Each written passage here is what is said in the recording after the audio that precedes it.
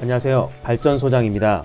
여러분, 여러분의 시엄마는 어떤 분이신가요? 여러분을 가족처럼, 친딸처럼 대해주시나요? 아니면 가족같이 대해주시나요? 여러분, 저는 중년의 노총각입니다. 저는 시어머니가 없기 때문에 시집살이를 해본 적이 없습니다. 그래서 그 일을 직접 겪어보지 않은 사람들은 그 사람의 마음을 알 수 없을 것입니다. 하지만 제 경험과 한 권의 책의 힘을 빌려서 누구의 편도 아닌 제3자의 입장에서 아주 객관적인 입장으로 오늘 영상을 준비해봤습니다. 예전에 제가 심리상담사 일을 했을 때 정말 많은 착한 며느리들이 시월드 때문에 마음의 상처를 받고 우울증에 걸리고 그렇게 심리상담까지 받으러 오셨습니다. 저는 나이가 있다 보니 국민학교를 다녔는데 3학년 때 같은 반 친구 중에 누나가 7명 있던 친구가 저희 반에만 2명이나 있었습니다. 시월드로 고통받는 분들이 오시면 그 친구들이 생각났습니다. 시누이가 7명이나 있어서 결혼은 할 수 있을까 걱정이 들었습니다. 하지만 우연히 SNS에서 본 그 친구들은 결혼해서 아들, 딸 잘 낳고 잘 살고 있었습니다. 내가 괜한 걱정을 했구만. 여러분, 지금 우리는 남 걱정하고 살 때가 아닙니다. 지금 제가 올려드린 이야기들은 제가 직접 겪은 일이기 때문에 대본이 쉽게 나왔지만 직접 겪어보지 않은 일을 대본으로 써야 하기에 조금은 한계에 부딪혔고 그 찰나에 문해춘추사에서 최근에 발간한 가키야 미우작의 신작 장편소설 시어머니 유품정리의 책과 제가 상담치료를 진행했던 환자분의 사연을 토대로 돈 많은 못된 시모 영자씨 이야기를 들려드리겠습니다. 돈 많은 시엄마 때문에 마음 아파하고 상처받은 착한 우리 며느리들에게 마음의 위안이 되었으면 합니다. 오늘 영상 시작합니다. 때는 바야흐로 제가 30대 초반, 지금처럼 한방눈이 내리는 어느 겨울날이었습니다. 우연찮게 시작하게 된 심리상담사 일은 급여는 많지 않았지만 보람있는 일이라서 하루하루 열심히 일을 했습니다. 종소리가 울리면서 문이 열렸습니다. 제 또래 30대 초반의 여성이 들어옵니다. 그분의 사연은 이랬습니다. 가정 형편이 어려운 상황이었고 신랑도 아직은 집을 구할 능력이 되지 않아 일단 신접살림을 시댁에서 시작하게 되었다고 했습니다. 여기서 신접살림이란 신혼부부나 사회 초년생들이 처음으로 차린 살림살이를 말합니다. 이렇게 상견례를 할 때 우리 엄마한테 딸처럼 대하면서 잘 해주겠다던 우리 못된 시모 영자씨, 그렇게 지금의 신랑을 만나서 결혼을 해서 시댁으로 들어갔는데 못된 시모 영자씨는 정말 나를 딸처럼 대해줬습니다. 의붓딸, 개가하여 온 아내가 데리고 들어온 딸, 남편의 전처가 낳은 딸이라는 뜻으로 나와 유전적으로 엮여있지 않는 서류상 가족을 말합니다. 이렇게 영자씨의 의붓딸로 나는 살아갑니다. 하루에 3끼 식구들의 식사를 챙깁니다. 청소 빨래도 내 몫입니다. 그래도 신랑 하나 바라보고 그렇게 하루하루 버팁니다. 그렇게 우리 아이가 생겼고 우리 귀여운 딸 말자가 태어납니다. 하지만 매일 반복되는 가족들 식사 챙기기와 청소, 빨래, 시부모님들, 심부름에 이제 육아까지 같이 해야 하니 너무 힘이 듭니다. 못된 시모 영자씨는 손 하나 까딱하지 않습니다. 그리고 음식이 짜다고 지랄, 달다고 지랄, 싱겁다고 지랄, 먼지가 많다고 지랄, 빨래가 잘 안 됐다고 지랄, 하루 종일 지랄됩니다. 그렇게 모르고 살았던 시집살이 1년에 우리 말자를 키우면서 육아까지 병행한 1년, 총 2년을 그렇게 살다 보니 심한 우울증에 걸리고 자존감은 바닥에서 헤매고 있습니다. 그래서 용기 내서 신랑과 상의해서 분가를 결심합니다. 다행히 신랑은 착한 사람이었고 내 편이기에 나의 힘든 모습에 우리는 분가를 결정합니다. 그나마 다행입니다. 보통은 이런 못된 시모 밑에서 자란 신랑놈들은 대부분 개차반인데 말입니다. 여기서 개차반이란 개가 먹는 음식인 똥이라는 뜻으로 언행이 몹시 더러운 사람을 속되게 이르는 말입니다. 그렇게 힘들지만 내 편인 신랑과 내 새끼 말자랑 조그만 상하방을 얻어서 우리는 분가를 결심합니다. 여기서 상하방이란 원래 있는 한 개의 방을 둘로 나눈 것을 말합니다. 요즘으로 따지면 원룸 가운데를 커튼이나 파티션으로 분해를 해서 사용하는 방이라고 생각하시면 됩니다. 어떤 상황이 벌어질지 다들 예상이 되실 겁니다. 막대하고 집에서 부려먹기 좋고 내 말 잘 듣고 내 감정을 쏟아볼 수 있는 감정 쓰레기통으로 이용하고 있는 며느리를 돈 한 푼 주지 않고 잘 써먹고 있었는데 분가를 한다고 하니 우리 못된 시모 영자씨는 노발대발하며 집안이 발칵 뒤집힙니다. 그렇게 집안의 실세, 못된 시모 영자씨는 아들 민철이와 며느리를 앉혀놓고 화를 내면서 이 집을 나가는 순간 나와의 인연은 끝이고 유산은 한 푼도 물려줄 수 없다고 하며 유산 포기 각서까지 써라고 합니다. 사실 시모 영자씨가 돈이 많다는 것을 며칠 전에 알게 되어서 조금 아쉬운 생각이 들었지만 그래도 내가 먼저 살아야겠기에 각서까지 써주고 우리 부부는 조그만 상하방으로 분가를 합니다. 여러분, 혹시 동물의 왕국이라는 프로그램을 보신 적이 있으신가요? 저는 지금은 시간적인 여유가 있으면 유튜브에서 내가 좋아하는 영상과 채널만 보고 있지만 TV를 시청할 때는 가끔 보았던 채널입니다. 어릴 때는 아무 생각 없이 그냥 그렇게 봤던 동물들 이야기. 하지만 중년이 된 지금 생각을 해보니 동물들의 삶이 우리의 삶과 많이 닮았다는 생각이 들었습니다. 어느 날 우리가 자주 보는 새에 관한 영상이 나왔습니다. 처음에는 어미새가 벌레를 잡아와서 눈도 뜨지 못한 새끼들에게 골고루 하나하나 벌레를 먹여줍니다. 하지만 일주일이 지나서 새끼들이 눈을 뜨니 둥지 한켠에 먹이를 넣고 알아서 먹으라고 또 벌레를 잡으러 나갑니다. 새끼들은 생존을 위해서 형제들끼리 몸싸움을 하면서 서로 먹이를 먹기 위해 몸싸움을 합니다. 그 과정에서 몇몇 새끼들은 둥지 아래로 떨어져 죽기도 합니다. 그렇게 한 달이 지나면 어미새는 새끼 새들을 둥지 낮은 곳으로 데리고 와서 일부러 떨어뜨리며 끊임없이 비행 연습을 시킵니다. 그렇게 3개월이 흘러서 혼자서 비행이 가능하면 어미와 새끼는 서로의 삶을 살아갑니다. 여러분, 물고기를 잡아주지 말고 물고기 잡는 법을 알려주라는 말이 있습니다. 맞습니다. 이 어미새처럼 새끼들이 혼자서 살아갈 수 있게 먹이 사냥하는 법, 비행할 수 있는 방법을 내 새끼에게 알려줘야 합니다. 자꾸 불러서 미안하지만 여러분, 혹시 캥거루족이라고 들어보셨을까요? 여기서 캥거루족은 자립할 나이에 성인이 되어서도 독립적으로 살아가지 않고 부모에게 경제적으로 의지하는 사람을 뜻합니다. 이 캥거루족이 된 내 새끼는 왜 그렇게 된 것일까요? 아마 부모가 독립해서 사회로 나가서 생활할 수 있는 자립심을 키워주지 못하고 하나밖에 없는 내 새끼라고 하나부터 열까지 다 해주며 오냐오냐 키워서입니다. 오늘도 방구석에서 처박혀서 욕을 하면서 게임하고 있는 내 새끼 욕할 필요가 없습니다. 아무튼 그렇게 새다로 날아간 새끼 새들은 그렇게 어미로부터 독립을 해서 서로 개체 보존의 본능을 발휘해 각자의 삶을 살아갑니다. 즉 서로 알아서 먹이 활동을 하고 살아가는 것입니다. 하지만 새끼가 3달이 되기 전에는 어미는 종족 보존의 법칙으로 내 새끼가 독립하기 전까지 자기 배 굶어가며 그렇게 새끼들의 먹이를 밤낮없이 물어다 나릅니다. 우리 못된 시모 영자씨는 동물의 왕국 프로그램을 본 적이 없는 것 같습니다. 여러분, 요즘에도 이렇게 동물들도 알아서 하는 자식의 독립을 시키는데 성인이 된 내 아들, 며느리에게 막말과 욕설을 하고 가지고 있는 돈으로 사람을 휘두르려고 하는 정신 이상자들이 생각보다 정말 많은 것 같습니다. 인류 문명이 발달하기 전 수렵 채취를 하던 시대의 독립 연령은 12살이었습니다. 맞습니다. 우리가 그 시대에 태어나 자연 속에서 살았다면 초등학교 6학년이 되면 그 사이에 사냥하는 법, 요즘 같은 한파에 추위를 피하는 법 등을 배워서 부모로부터 독립해서 혼자서 살아가야 했을 것입니다. 지금 초등학교 6학년인 내 새끼가 독립이 가능할까요? 그렇게 시간이 흘러 농경 사회로 접어들게 되어 음식이 저장이 가능해지니 만 15세에 독립을 시켰습니다. 즉 중3 졸업식이 끝나면 독립입니다. 다시 시간이 흘러 산업사회가 되어 교육과 사회 시스템으로 만 18세, 즉 고3 졸업식이 끝나면 독립을 시켜야 합니다. 아참, 여러분, 희소식이 있습니다. 정부에서는 본 회의에서 만 나이 사용을 명확히 규정한 민법 일부 개정안과 행정기본법 일부 개정안을 의결했습니다. 개정안은 공포 후 6개월 뒤에 시행됩니다. 즉 2023년 내년 6월부터는 만 나이가 적용이 되며 저와 같이 생일이 12월 달인 사람들은 본인의 나이에서 2살을 뺀 나이가 본인의 나이가 되는 것입니다. 여러분,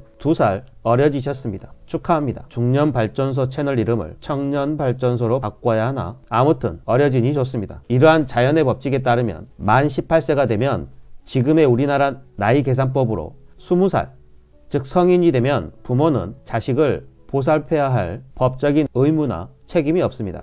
내 금쪽 같은 새끼지만 말입니다. 잘 살면 좋겠지만 그 이후의 인생은 본인의 인생이기 때문에 사고를 치던 잘 살던 못 살던 내 새끼의 인생은 이제 본인들 것입니다. 제가 이 이야기를 드린 이유를 눈치채셨나요? 맞습니다. 이러한 자연의 법칙에 따라 내 자식도 부모로부터 간섭받을 이유가 1도 없습니다. 그래서 내 새끼나 며느리나 사위가 내 말을 듣지 않는 것은 당연한 것입니다. 그런데 문제는 그렇게 성인이 되어서 부모님 집에서 얹혀 살고 있으면서 자기 집으로 착각하고 용돈 받고 밥도 얻어먹고 옷도 얻어입고 그렇게 자기가 누릴 수 있는 것은 다 얻어먹고 누리면서 말은 쳐듣질 않습니다. 말 지지리도 않는 자녀 여러분, 이건 부모 자식 간의 문제가 아니라 계약 위반입니다. 제발 부모 덕 보고 있으면 말 듣는 신용이라도 하시기 바랍니다. 양아치가 아니라면요. 여기서 양아치란 거지를 속되게 이르는 말 또는 품행이 천박하고 못된 짓을 일삼는 사람을 속되게 이르는 말입니다. 우리 자녀 여러분, 부모님 잔소리 때문에 많이 속상하셨죠? 그렇다면 지금 당장 짐을 싸서 독립하시면 됩니다. 우리의 삶은 이렇게 생각보다 간단합니다. 덕은 덕대로 보고 말은 듣기 싫고, 그러니 집안이 편안할 날이 없습니다. 부모님 여러분, 새끼가 말을 안 듣고 매일 사고만 친다고요? 그럼 자식에게 지금 주고 있는 지원을 끊으시면 됩니다. 걱정돼서 안 되겠다고요? 알아서 하십시오. 여러분, 이제 우리는 중년입니다. 내 새끼와 이러한 일로 에너지 낭비할 때가 아닙니다. 지금은 여기저기 아프고 늙어가고 있는 우리만 생각할 때입니다. 못된 시모 영자씨가 유산 포기각서 쓰라고 하며 인연 끊자고 했다고요? 시댁에서 얼마의 유산을 물려줄지 모르겠지만 저 같으면 줘도 안 받습니다. 뭐라고요? 10억이라고요? 여러분, 2022년 현재 우리나라 최저시급은 9,160원입니다. 그렇게 통상 근무시간 하루 8시간, 즉 주 5일의 근로시간은 주휴시간 8시간을 포함해서 48시간입니다. 그렇게 우리가 한 달 일하면 약 200만원을 벌고 1년이면 2,400만원이 됩니다. 그렇게 단 한 푼도 쓰지 않고 딱 42년만 일하면 10억이라는 돈이 생깁니다. 저는 멘탈이 강해서 못된 시모 영자씨가 10억을 준다고 약속하면 저는 안 나갑니다. 왜냐고요? 하루 종일 붙어있는 것도 아니고 매일 친구들하고 놀러 다니고 자기 놀 거 다 놀고 딱히 할 일 없을 때 나를 괴롭힐 것이고, 그렇게 미리 알아차리고 애미야 국이 짜다, 애미야 먼지가 이게 뭐니? 라고 하면 아이고 죄송합니다, 아이고 미안합니다 라고 답해주고 그렇게 지낼 수 있을 것 같습니다. 그리고 그렇게 사람에게 모질게 굴고 심보가 못된 사람들은 요절하는 경우가 많습니다. 여기서 요절이란 젊은 나이에 죽는 사람을 뜻합니다. 건강을 잘 챙겨서 쉽게 가지 않을 것 같다고요? 하늘에서도 보다 너무하다 싶으면 벼락이라도 때려주니 조금만 더 버티시기 바랍니다. 아무튼 저는 42년 뼈 빠지게 일하는 거랑 하루에 약 10분 정도의 못된 시모 잔소리 듣기 중 선택하라고 하면 후자를 선택할 것입니다. 물론 10억을 준다면요. 어미새가 새끼새가 다 크면 날려보내는 건 자연의 이치입니다. 여러분, 사람과 동물의 차이는 무엇일까요? 사람은 생각한다, 고로 존재한다. 프랑스 철학가 데카르트 형님 말씀입니다. 맞습니다. 생각을 합니다. 그렇게 사고를 하고 그렇게 사람들의 삶을 편안하게 하기 위한 국리를 끊임없이 해서 우리가 지금 이렇게 편하게 살고 있는 것입니다. 그 생각을 넘어 선행과 악행이 있습니다. 선행은 착하고 어진 행실입니다. 악행은 악독한 행위를 말합니다. 사람은 어미새와 다르게 본능적으로 선행을 베풀고 살아야 한다는 선행 시스템이 장착되어 있습니다. 부모가 성인이 된 내 새끼를 돌볼 필요가 없듯이 결혼한 부부가 부모를 봉양해야 하는 의무는 없습니다. 하지만 우리 안에 있는 이 선행 시스템이 작용하면서 그렇게 우리 사람인 인간만이 가질 수 있는 아름다운 행동이 나오는 것입니다. 그래서 부모를 잘 모시면 동물보다 더 나은 것이고, 부모를 잘 모시지 않는 것은 동물 수준으로 그냥 사는 것입니다. 이와는 반대로 내 새끼가 아직 성인이 되지 않았는데 돌보지 않는다는 것은 악행을 저지르는 것입니다. 어미새도 새끼새가 혼자서 날아갈 수 있을 때까지 돌보는데 사람인 우리가 그렇게 하지 못할 때 우리는 짐승만도 못한 사람이라고 비난을 합니다. 부모로서 도리를 다하지 못했기 때문입니다. 그래서 결론은 악행은 절대로 하면 안 되는 금기사항이고 선행은 선택사항입니다. 그래서 우리가 부모에게 하는 효도는 선행입니다. 악행은 아닙니다. 내 새끼 내가 돌보는 것은 선행이 아닙니다. 개나 소나 다 돌보니까요. 그래서 내가 못된 시모 영자씨가 꼴 보기 싫다면 그냥 그렇게 먼저 인연 끊어주면 감사합니다 하고, 부족하면 부족한 대로 신랑과 내 새끼 말자 잘 키우면서 행복하게 살면 되는 것입니다. 하지만 며느리 숙자는 착합니다. 한편으로는 영자씨가 짠하게 느껴집니다. 착한 며느리 숙자의 마음속은 선행 시스템으로 가득 차 있습니다. 그래서 그냥 독립해서 잘 살면 되는데 마음 한켠에서 작용하는 선행 시스템 때문에 갈등이 일어납니다. 저 같으면 갈등 안 합니다. 물론 10억 준다면 말입니다. 그래서 며느리 숙자가 관계 회복을 위해서 애쓰고 노력하는 일은 기특한 일입니다. 자기 때문에 아들과 엄마 사이를 갈라놓은 것 같은 죄책감이 들기도 합니다. 예전 시대 우리 조상들은 부모가 돌아가시면 무덤 근처에 움막을 치고 고기도 못 먹고 그렇게 3년간 묘를 돌봤습니다. 유교 사상의 영향으로 효를 강조했기 때문입니다. 또 우리 사회가 이렇게 선행을 강요하다 보니 나라에 재난이 발생했을 때 연예인들이 기부를 하지 않는다 또는 기부를 조금 했다고 욕을 하는 사람들이 있습니다. 그런 사람들은 단돈 10원도 하지 않으면서 말입니다. 여러분, 다시 한번 강조드리지만 선행을 베풀지 않았다고 악행을 저지른 것이 아닙니다. 우리는 그 착각에서 빨리 빠져나와야 할 것입니다. 그래서 시부모를 모시지 않았다고 절대 나쁜 행동을 한 것이 아닙니다. 하지만 시부모를 모셨다면 선행을 베푼 것이니 칭찬받아 마땅한 일입니다. 내가 이 부족하고 못된 시부모를 잘 모시면 그 모습을 누가 보겠습니까? 맞습니다. 내 새끼가 다 보고 듣고 온몸으로 느끼고 있을 것입니다. 어려서 모를 것 같다고요? 요즘 애들은 유튜브를 많이 보는데 어른들의 미묘한 심리까지 유튜브 영상을 통해서 간접적으로 다 알고 있습니다. 여러분들이 사랑을 나누다 자식에게 걸려서 둘이 뭐해? 라고 했을 때 레슬링 중이야 라고 하면 아 그래? 라고 말하면서 뒤돌아서 씩 웃었을 것입니다. 그놈들은 다 알고 있습니다. 그래서 어른들이 하는 말이 요즘 애들은 영악해입니다. 아마 착한 우리 말자는 영자씨 때문에 매일 눈물 흘리는 엄마 손자를 닮아서 유튜브에 이렇게 검색을 했을 것입니다. 못된 친할머니로부터 착한 우리 엄마 지키는 방법. 이러한 행복 시스템이 우리 안에 장착이 되어 있어서 우리는 지금 힘들게 살아가지만 우리보다 더 힘든 불우이웃을 돕고 그들을 위로하고 돌보면서 베푼 선행으로 좋은 사람으로 거듭나는 것입니다. 표면적으로는 불우한 이웃을 돕는 것이지만 그 이면에는 내가 좋은 사람이 되고 싶은 마음을 충족하기 위해서 돕는 것입니다. 그래야 우리의 마음이 따뜻하고 행복해지니까요.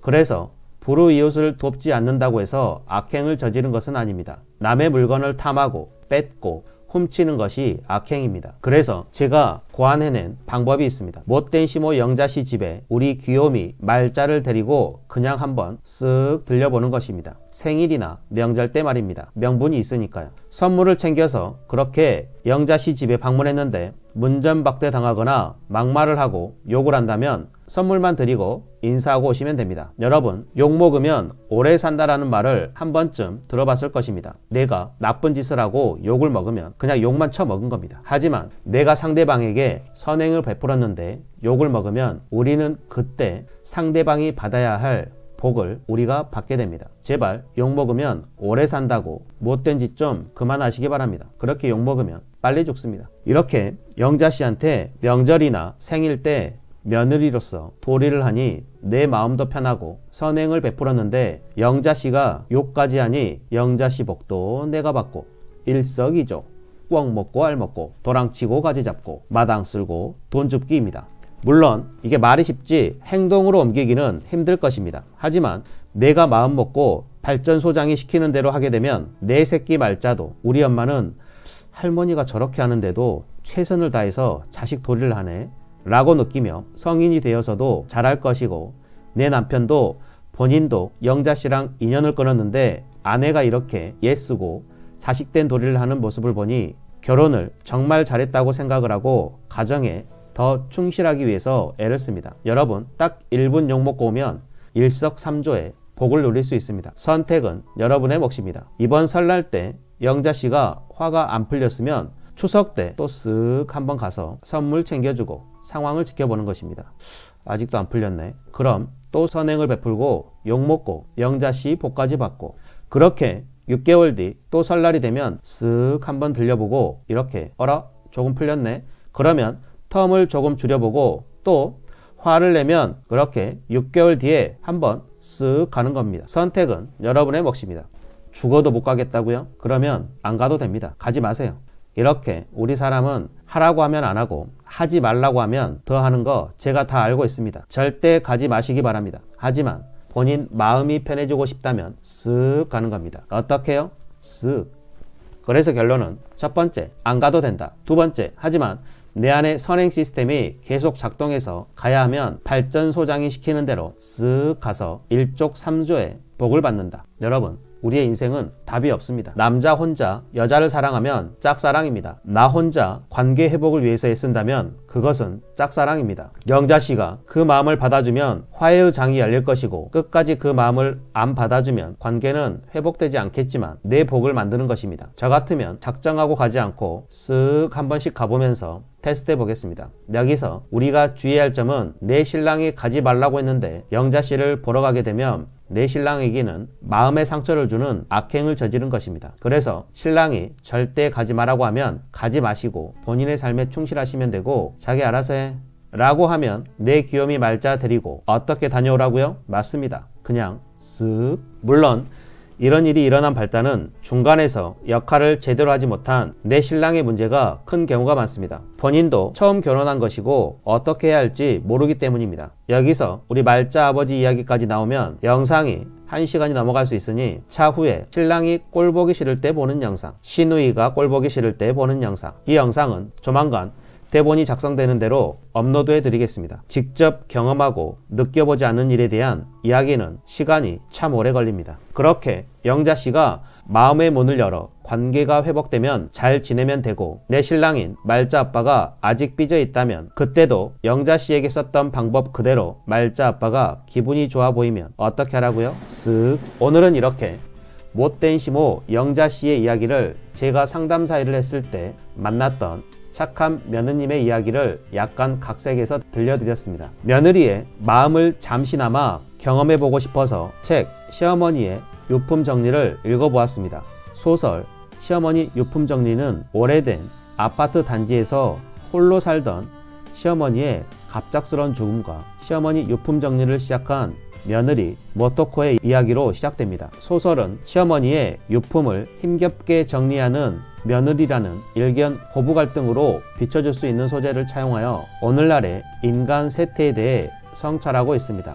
단지 고독하고 이기적이고 타산적인 세상이 되었다고 한탄만 할 것이 아니라 먼저 손을 내밀라고 이야기하고 있습니다. 2022년 마무리를 하며 그리고 새해를 맞이하며 내 주변을 돌아보고 나와 가장 가까운 이들을 돌아볼 수 있는 선물 같은 소설 같습니다. 출판사의 간곡한 부탁에 저는 이렇게 좋은 책을 단 한 푼의 대가 없이 이렇게 제 영상에서 소개를 해드렸습니다. 제가 이런 남자입니다. 오늘은 이 말을 끝으로 영상을 마치겠습니다. 나무가 고요하고자 하나 바람이 멈추지 않고 자식이 효도하고자 하나 부모가 기다리지 않는다. 오늘도 긴 영상 끝까지 시청해 주셔서 정말 감사합니다. 오늘 영상이 유익하고 여러분의 삶에 도움이 되셨다면 구독, 좋아요, 알림 설정 부탁드리고 댓글에 발전소장님은 좋은 남편이 되실 것 같아요 라고 남겨주시면 혹시 좋은 곳에서 선자리가 들어오지 않을까요?